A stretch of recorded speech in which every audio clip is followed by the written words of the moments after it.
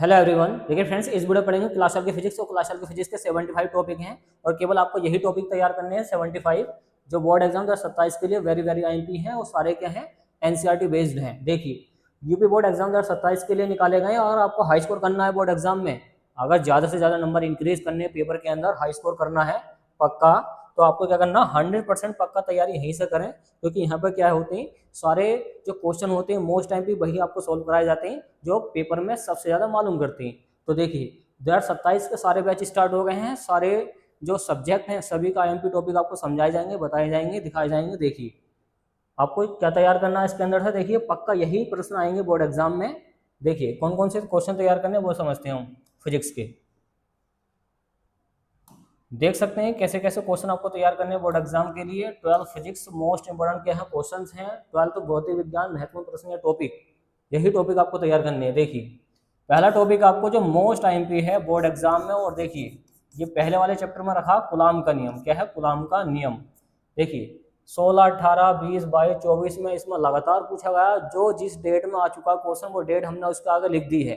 Okay, इससे आप idea लगा सकते हैं कितना आईएमपी है बोर्ड एग्जाम के लिए ये। देखिए तो कूलाम का नियम आपने पढ़ा हुआ। कूलाम के नियम में क्या बताया था?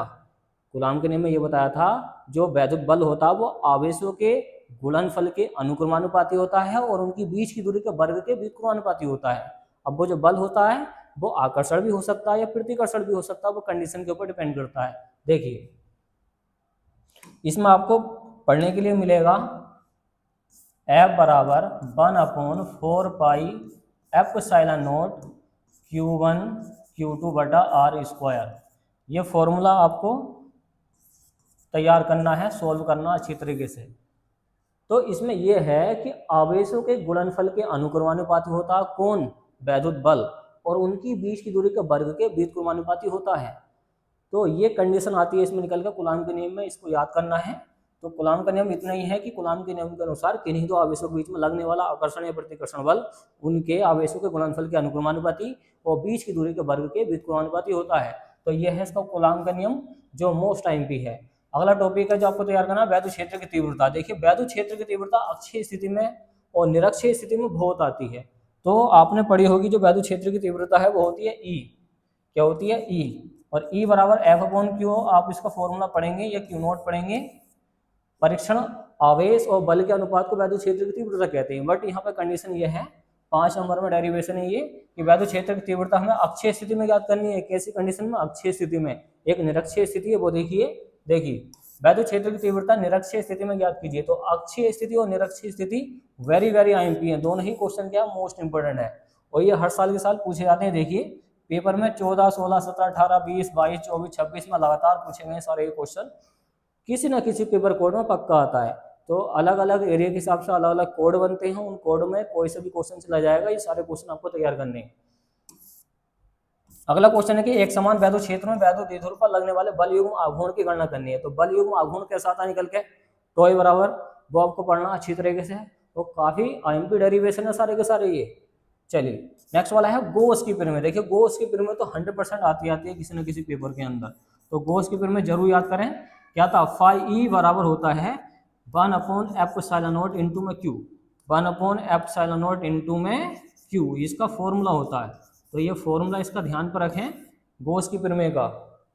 क्या ध्यान पर रखना है? किसी बंद प्रश्न से गुजरने वाला जो वैद्युत फ्लक्स फाई होता है उसमें उपस्थित आवेश का 1/ε0 गुना होता है।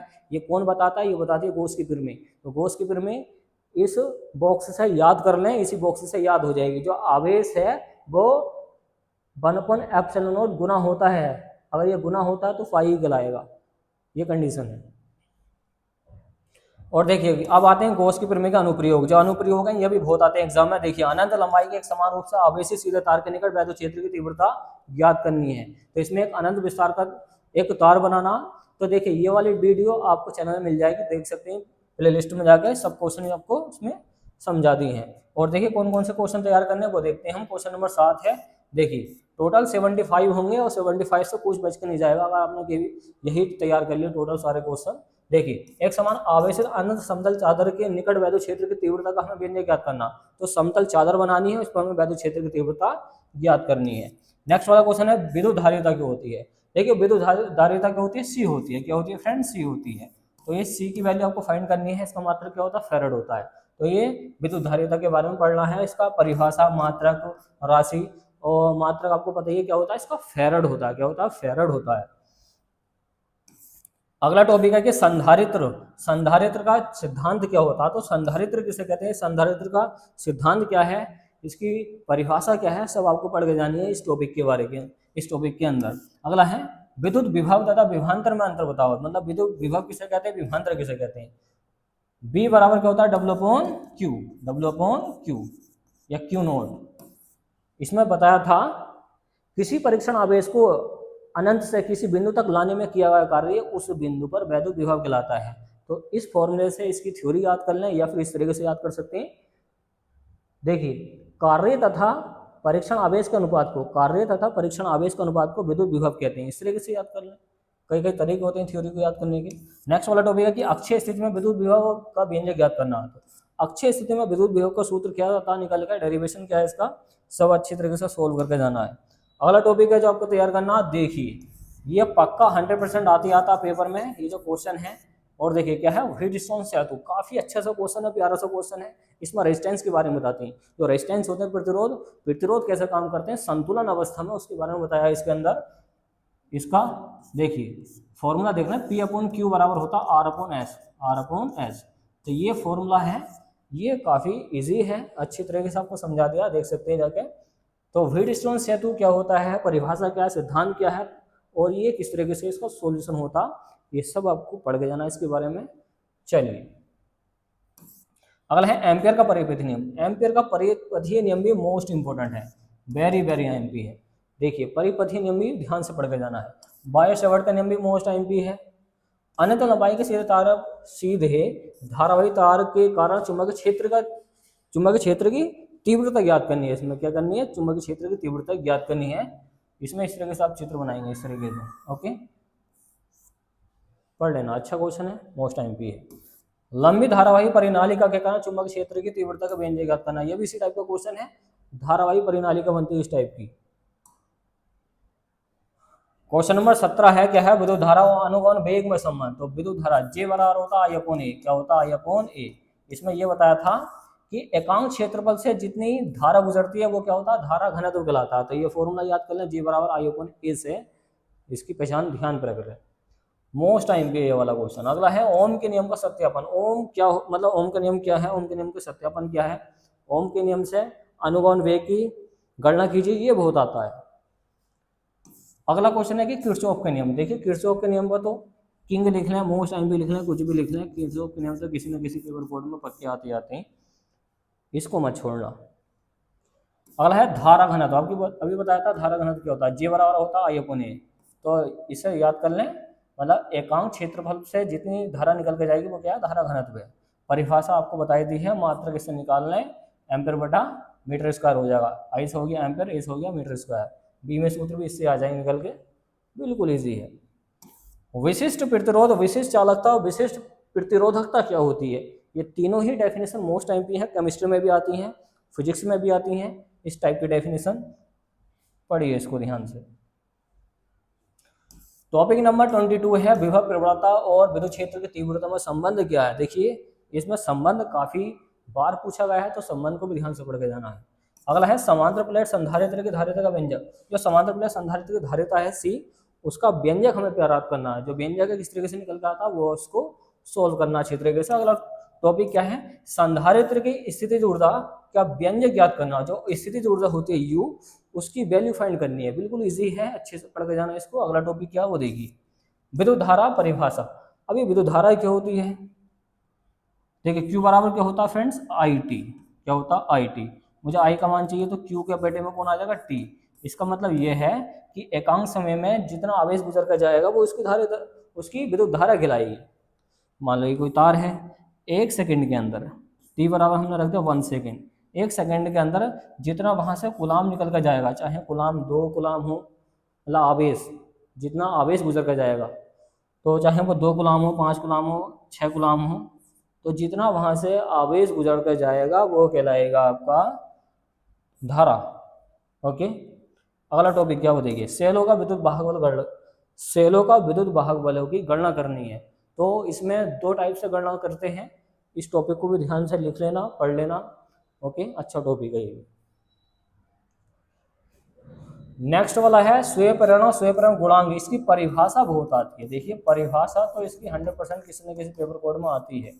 स्वीय प्रेरण और स्वीय प्रेरण गुणांक की देख सकते हैं कितनी बार आ चुका पेपर में, लगातार आ चुका है 15 से लेकर 26 तक। ध्यान से देखना इसको, क्वेश्चन को। अन्योन्य प्रेरण गुणांक और अन्योन्य प्रेरण, इसमें भी क्वेश्चन में भी क्या है, इसी तरीके का मैटर है। ये भी क्वेश्चन हर साल के साथ मालूम करते हैं, कैसे न कैसे देख सकते हैं, हर साल पूछा गया है। अब देखिए ये है वेरी वेरी IMP, जो आपको नहीं छोड़ना है। ये है ट्रांसफॉर्मर का सिद्धांत बताना है, रचना बताती है, जो रचना करनी है मतलब चित्र बनाना, कार्यविधि इसकी वर्किंग बतानी है, किस तरीके से काम करता है। तो देखिए फ्रेंड्स, यह है ट्रांसफॉर्मर, इसका सिद्धांत बताना है और रचना बनानी है।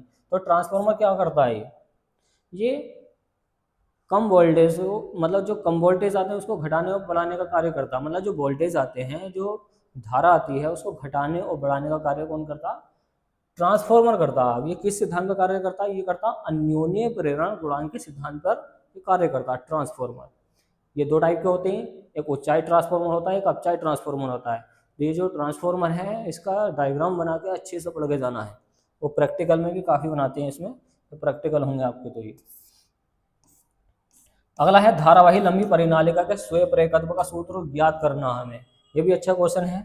अगला है विद्युत चुम्बकीय तरंग परिभाषा को बताओ। जो विद्युत चुम्बकीय तरंग है, इसकी परिभाषा क्या है, इसके गुण क्या है, ओके, इसकी क्वालिटीज क्या है, ये भी काफी बार पूछा गया है।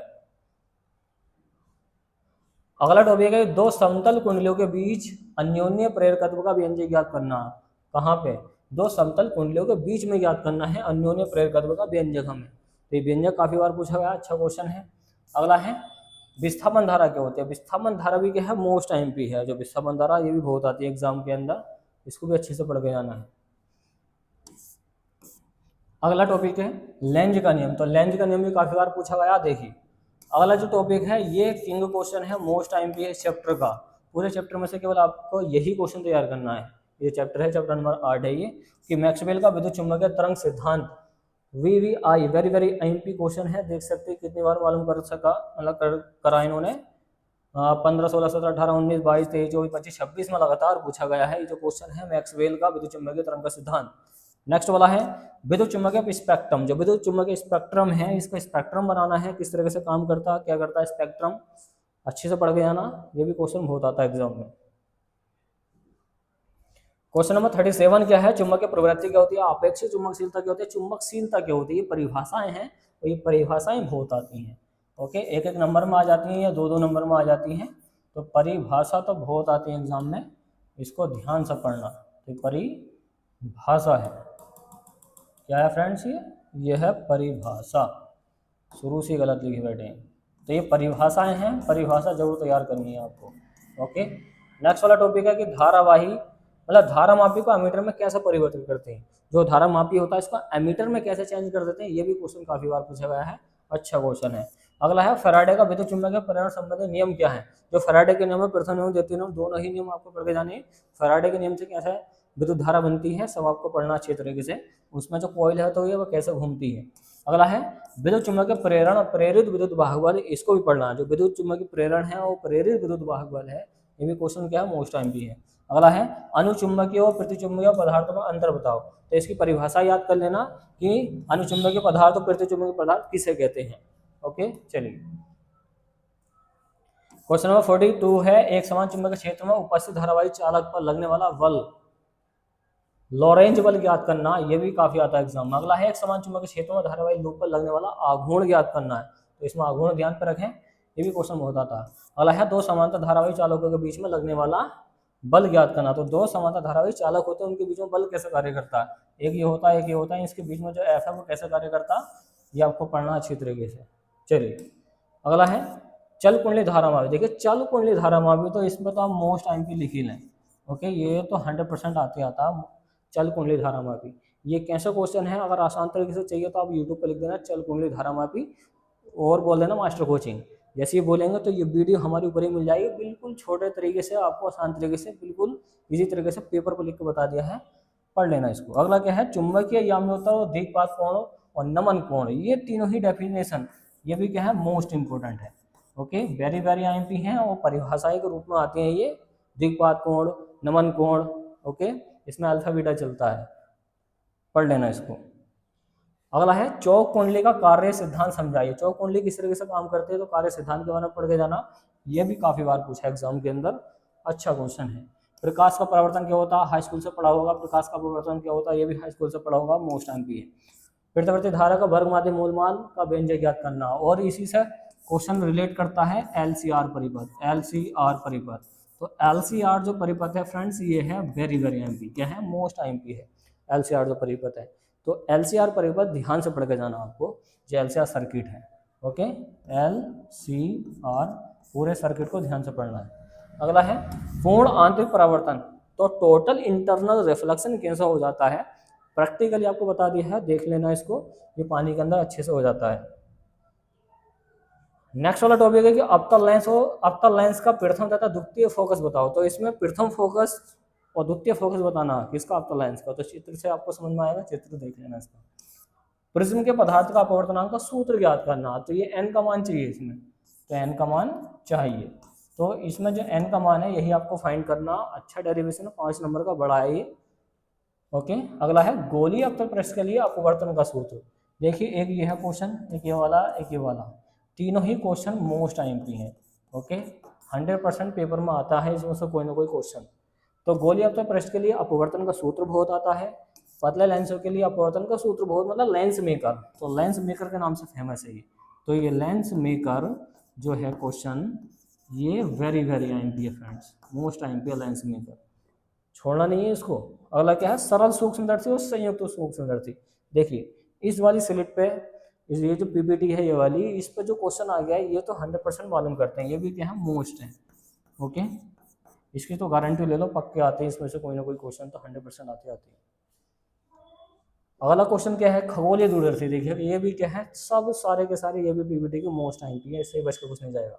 खगोलीय दूरदर्शी बहुत आता है एग्जाम में, देख सकते हैं इसकी डेट से लगातार ये रिपीट हुआ है। परावर्ती दूरदर्शी भी बहुत आता है, इसी तरह का क्वेश्चन है, ये भी मोस्ट आईएमपी है, आसान तरीके से आपको समझाता है, देख सकते हैं प्ले लिस्ट में जाके। हाइगेंस का द्वितीयक तरंगिकाओं का सिद्धांत भी बहुत आता है। तो हाइगेंस का सिद्धांत क्या होता है, द्वितीयक तरंगिकाएं कैसे निकल के जाती हैं, जो तरंगिकाएं हैं वो किस तरीके से चलती हैं। ओके, ईथर माध्यम में कैसे चलती हैं, वायु में कैसे चलती हैं, सब आपको पढ़ना है। अगला है हाइगेंस के द्वितीयक तरंगिकाओं के सिद्धांत के आधार पर परावर्तन की व्याख्या करनी है। तो इसमें परावर्तन की व्याख्या करके मतलब कोण R बराबर कोण I आपको सिद्ध करके लेकर आना है। ओके, आपतन कोण I जो होता है परावर्तन कोण R के बराबर आता निकल के इस वाले डेरिवेशन में। इसी तरीके का नीचे वाला हाइगेंस के द्वितीयक तरंगिकाओं के सिद्धांत के आधार पर अपवर्तन की व्याख्या। तो परावर्तन और अपवर्तन दोनों ही क्या है, किंग क्वेश्चन है चैप्टर के। ओके, एक चैप्टर से मुश्किल से 1 या 2 क्वेश्चन निकाले हैं और वही क्वेश्चन बार बार रिपीट होते हैं।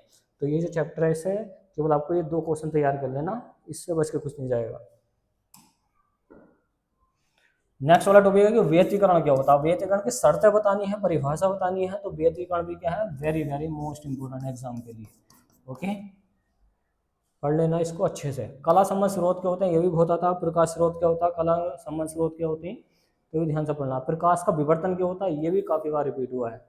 कार्यफलन देहली आवृत्ति, देखिए कार्यफलन और देहली आवृत्ति की परिभाषाएं बहुत आती हैं, ये जो है परिभाषाएं हैं 2-2 नंबर में। तो ये जो परिभाषाएं हैं, ओके, ध्यान से इसको ढूंढ ढूंढ कर पढ़ना अच्छे से।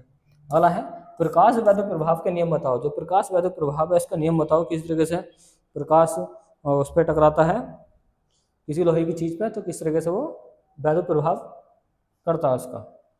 प्रकाश वैद्युत प्रभाव, उसका नियम बताओ। अगला है आइंस्टीन का प्रकाश विद्युत समीकरण बताओ। जो आइंस्टीन का प्रकाश विद्युत समीकरण है वो किस तरीके से बना है, आइंस्टीन ने कौन सा समीकरण दिया था, सब आपको ध्यान से पढ़ना है।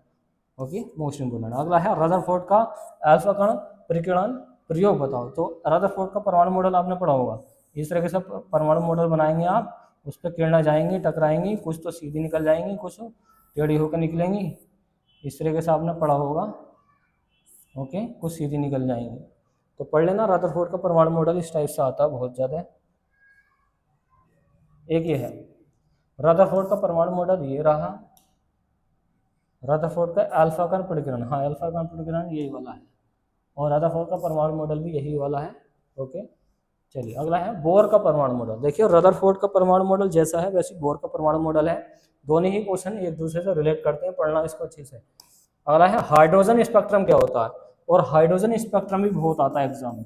ओके, इसमें हाइड्रोजन किस तरह से उसकी श्रेणियाँ होती है हाइड्रोजन की, लाइमन श्रेणी, बोमन श्रेणी, पाशन श्रेणी, इसमें श्रेणियाँ चलती हैं। इन श्रेणी को सूत्र, इनका जो सूत्र है उनको सॉल्व करना है, उस पर क्या आ जाता है, न्यूमेरिकल भी आता है। अगला है नाभिकीय संलयन क्या होता है, नाभिकीय विखंडन क्या होता है, ये भी क्या है किंग क्वेश्चन है इस चैप्टर का, मतलब 100% आता है।